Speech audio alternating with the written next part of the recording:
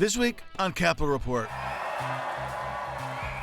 Republican Erin Stewart pulling no punches as she leaps into the governor's race. I'm running for governor because the clowns in Hartford have run our state into the ground. What's the matter? You don't like clowns? Yeah, about 5 years ago. Stewart supporters like her experience. 12 years of running a government is hard to match.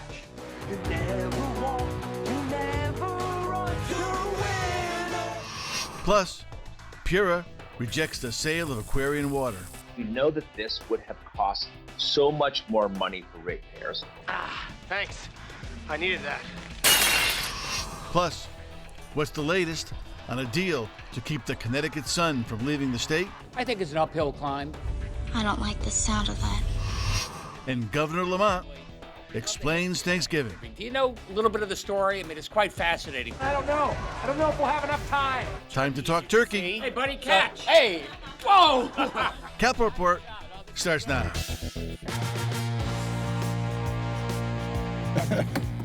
Throwing frozen turkeys around. Welcome to Capitol Report. I'm Tom Dutchick. We're glad you're spending part of this Thanksgiving week. Capitol Report alongside the great Power panel. Our own band of turkeys here. Brandon McGee. Huh? How about that? Happy Thanksgiving. Right. They're turkey gummies, right? How about that? Joe Arasimowicz, the coach. No Thanksgiving football for you, right?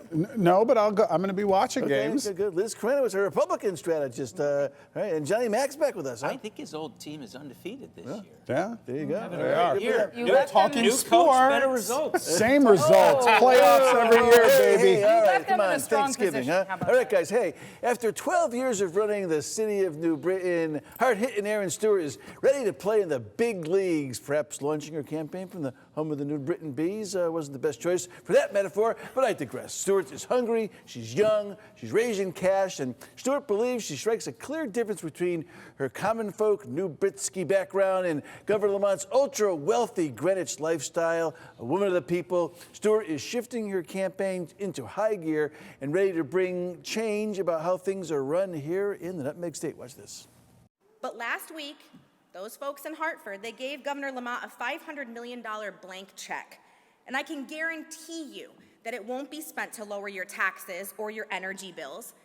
Connecticut keeps having all these surpluses, but what do these surpluses prove? They prove one thing: our taxes are too high.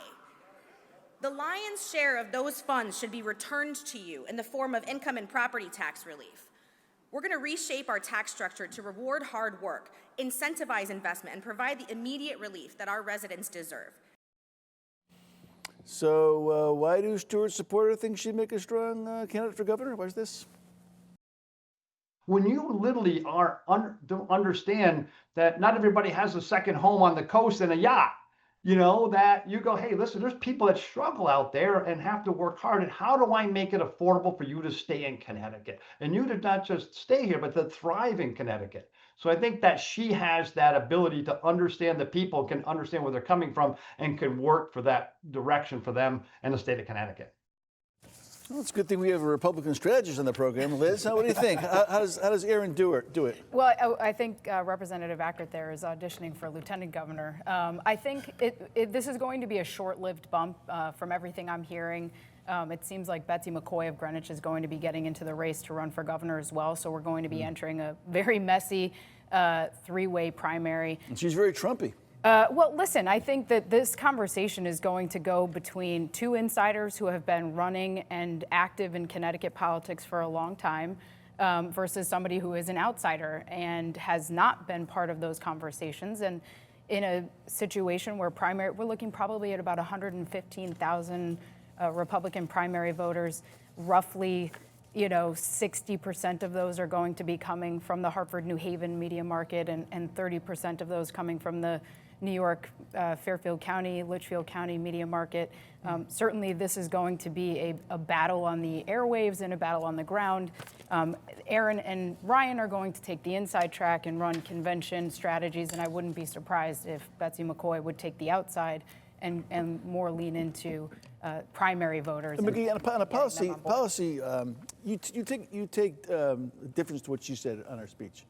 Who's this, Erin? Yes, yeah, absolutely. yeah. You know, Erin, she's been running around for a while, and it's no surprising that she's finally made the decision to run for governor. The other piece is, I believe the GOP, they have to grapple with whether or not, you know, they want to accept this Trump light or Trump loyalist type of candidate in Erin. She's leaning more toward Trump loyalist, so trying to figure out whether or not they'll accept that. In terms of her agenda and understanding this $500 million investment that will help to respond to what's happening in D.C., I think is probably something she needs to do a bit more research. To just say loosely that this is a slush fund, of which a lot of my GOP colleagues have been saying a while, I think it's unfair, but we need to tighten up those, and inaccurate, but we need to tighten up the talking points, I think, Mayor Erin Stewart, just to better understand how state government works. Okay, so, hey, there's another Republican in the race. State Senator Ryan Fazio and fellow Senator Heather Summers spoke with News 8 about why she thinks Fazio is the better choice for the GOP. Take a listen to her. I think looking at the record of what the breadth of sort of experience that Brian brings to the table is the experience that we need in Connecticut. He has private sector experience, which is something that I myself have, which is something that you can't just duplicate from being somebody like Erin, who really has been a career politician her whole life. She does not have, in my opinion, the perspective that you need to be the executive or the CEO of the state. I couldn't tell if she was driving or not. I was looking for the sun to change and the shade to change and some bumps going on. McKinney, what do you think? Well, I think that's going to be the argument. Putting aside whether or not there is a third candidate that enters the race, we have two young politicians in their 30s, but very different backgrounds. Erin Stewart, you know, I hired her to work for us in Hartford. She spent her whole life in government. She's a really good politician. She's very good. Ryan Fazio was new to politics. He's had private sector experience. We're going to see where the Republican primary voter is in 2026. When I ran, people wanted the outsider. People wanted someone with business experience. They had a lack of trust for that person who is sort of a political lifer. And that's where Erin falls, and I think that could hurt her. Yeah, and really, look, I see the value of all three. Having the private sector experience, having the municipal experience, and having at least a working knowledge and an understanding of what's happening in Hartford. I could push back a little bit and say Ryan's only been there a short time. It took me a good 8-10 years to really understand Hartford and how to get things done. Municipal level experience is important. Heather actually has both, all three, right? She has the private sector, the public sector, both municipal and state. I don't see much of a difference. Voters want different. They want aspirational goals, and I'm not sure either one of them are putting them out yet. All right, guys, hey, we spent a lot of time discussing the work of PURA on this program, and it's not just because we love acronyms like McKinney. This past state week, the state's Public Utility Regulatory Authority gave a big fat no to Eversource's efforts to sell off Aquarion Water. Not only were there concerns about potential rate hikes for nearly 250,000 customers, but PURA also stated the deal failed to meet standards for managerial stability. This is one of the rare instances where the Attorney General, Republican leaders, and others seemed pretty aligned on this being a bad deal. Watch this. This was the result of an imperfect process. It's an imperfect product and an imperfect governance structure. I am unconvinced that the applicants have met their burden, and I will vote to deny this application for various reasons. What Eversource was trying to do here was jam through a transaction, basically a sale of Aquarion, and load it up with $6 billion in debt. And guess what happens if you load up a company with $6 billion in debt? It gets paid for by all of us. Now, we'll discuss Aquarion in just a second, but I also want to mention water isn't the only utility making the news this week. 9 climate activists were arrested in Governor Lamont's office for protesting the gas expansion projects. The group holding a sit-in, they argue the natural gas projects are not in tune with the state's climate policies. Guys, what do you think of that, Airsim? Huh? Look, let's go to the decision. The decision was issued by the new PURA board. I have the ultimate faith in them. I think the people that Governor Lamont has put on there have made great choices. He made great choices. It's disappointing to listen to the politics around PURA again, especially from the Attorney General. Look, he has a role within the PURA proceedings. He can introduce evidence. He can testify. That's his role. the bombastic approach that he's taken, you can't do that with everything, William. Be measured. This was not a deal that was forcing through. The $6 billion in debt is not an accurate number. It's the cheapest deal that would be out there because it was a muni bond as opposed to an open market bond. For years, we've heard this investor-owned utility model doesn't work. Well, this was an alternative. If there was issues, we should have worked on it in a deliberative manner, not just running to the camera talking about forcing things through. The rates are unfairly low because 2 rate cases have been rejected, right? Let's be honest about the facts on the table. And plus, the PURA did mention that they had no problem with Aquarion's ability to deliver the product and deliver a quality product. There was more of a procedural issue, I thought, in around governance. Process right. and red tape. And I think if you talk to folks who get their water through RWA, they are happy, and they are happy with the process, right? Every municipality gets a seat on the board. They get to be part of the decision making, which means it's closer to the actual ratepayers and closer to those using the utility, and not through these bureaucratic nightmares of red tape. So I think they may have bitten off more than they could chew, and I think when you look at the debt service that's going to have to get paid by the ratepayers eventually, it's also going to add more costs. So be careful what you wish for in these situations. Okay, up next on Cap Report, what's happening to that deal to try to keep the Connecticut Sun from leaving the state? We asked the governor. Details when we get back. Don't go away. Thrown a turkey.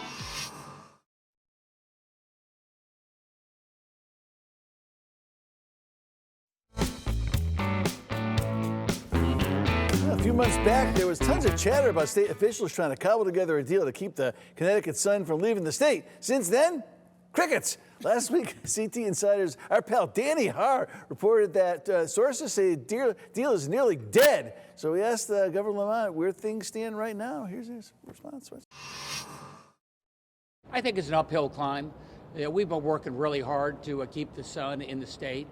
Let's say there's 35 other TV markets that are a lot bigger than us that have some appeal to the WNBA. It's not over till it's over. I think the Mohegans want to sell.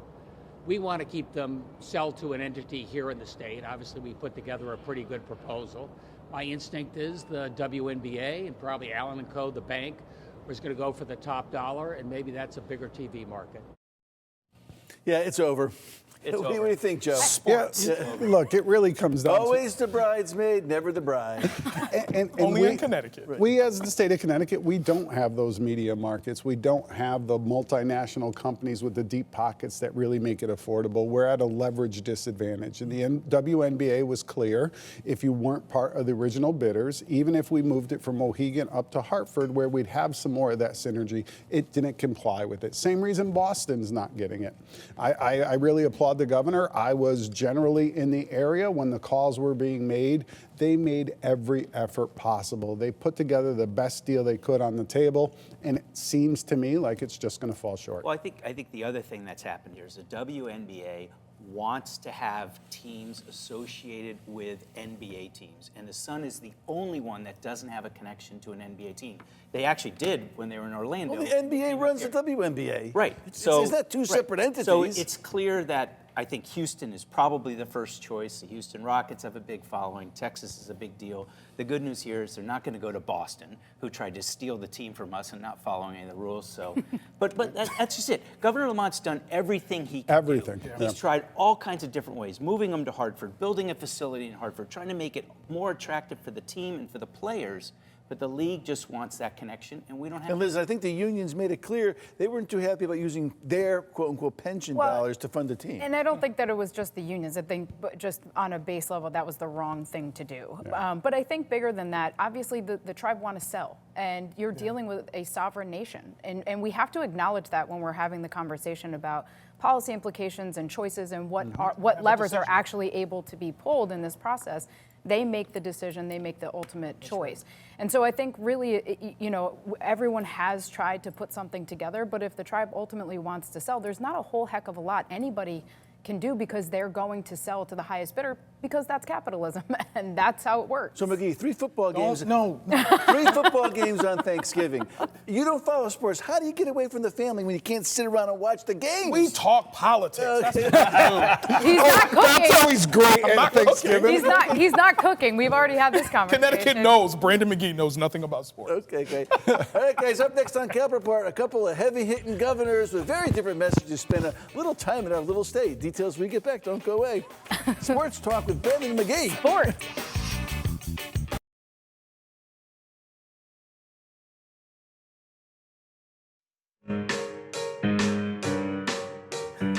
Last week, 2 governors from 2 southern states came to Connecticut with 2 very different messages. Kentucky Governor Andy Beshear, who's been discussed as a possible 2028 presidential candidate, spoke at the Connecticut Democrats' big annual fundraising dinner and talked about how he's been able to win 3 terms in a state that overwhelmingly voted for the Trumpster. Watch this.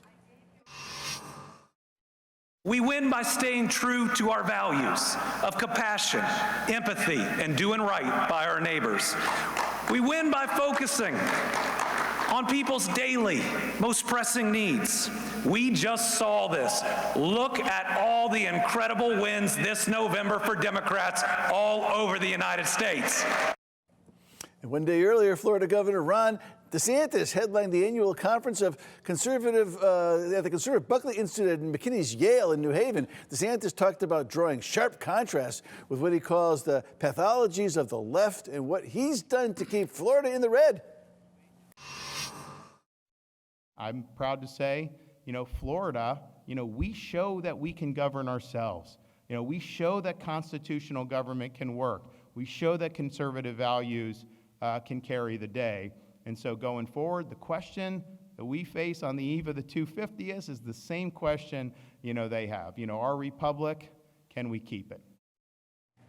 All right, Liz, two candidates in the state. What do you make of it? What do you make of the fact that the Murph wasn't headlining? That was exactly where my brain was going. It was like, where was Chris Murphy in all of this? Because we had an actual potential presidential contender at the Democrats' dinner, and Chris Murphy was nowhere to be found, probably off trying to pretend he's running for president of the United States. I think it'll be very interesting. Having said that, I think some of my favorite memories, having run the Prescott-Bush dinner for too many years, probably when my governor Haley Barbour came in, and having those governors come in and bring the perspective of their states and what they do, I think is really helpful, and always gets people going. So I'm sure that the Democrats were very delighted to hear from an actual presidential candidate, Chris Murphy. Did you go to the prom? Did you go to the No, I wasn't able to make it. There was a UConn game. Priorities. I made it. Because you don't know sports. I do not. Who's at your table? But Murph, in fact, he was actually there. And he spoke and created opportunity, for a lot of our prom goers, if you would, to feel included in a part of the conversation. And I think Andy also brought this spirit of bipartisanship and this fight for our democracy, right? Whereas DeSantis, he's still anti-everything. And if ever we're going to bring this country back together and he's going to be the leader, we've got to figure out how to have more of these bipartisan. Who's at your table? Actually, I was bouncing around. Okay, all right. So, I saw Luke Broning. I saw Luke Broning across. I saw all these guys. I'm going to disagree on your take. Okay, First of all, DeSantis was at the Buckley Institute, which is a great thing to have at Yale to talk about conservative thought. He is a Yale graduate. Was by the way, All-American, I think, baseball player at Yale as well. He talked about conservative principles and conservative governing. He pointed out that Florida has about 3 million more people than the state of New York, but the state of New York budget is twice what the Florida's budget is. And I think he's shown how you can work as a governor. I think with Governor Beshear coming to Connecticut, I think that's a great get for the Connecticut Democrats. And that's what I've said. Your next candidate, if you want to elect a president, has to be a governor from a purplish state, not Gavin Newsom, but more of a Beshear. Not DeSantis. Someone from Pennsylvania, someone from the Midwest who can win that middle voter back. That used to be a Democrat voter, the Reagan Democrats. Yeah, John and I do agree on this. This amping up over and over of each other is never going to help us as a country. Whoever really comes out of this cycle as the next candidates really need to look at the people straight in their eyes and say, I am going to work with whoever I need to work with to better the country. Everybody has a seat at the table. All right, guys, next on Cap Report, Governor Lamont explains history of Thanksgiving. Lock in. It's a must watch. Lock Cap Report in. returns, so go away. There was a boat. And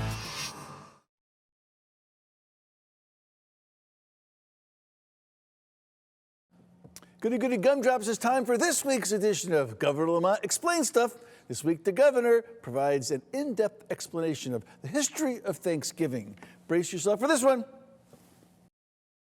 I love the history of Thanksgiving. Do you know a little bit of the story? I mean, it's quite fascinating. Back in 1621, where, people were really scared about, dying of starvation. And there was a group of pilgrims going through outside of Plymouth, and all of a sudden they see a Native American, an Indian there, and they got their muskets at the ready.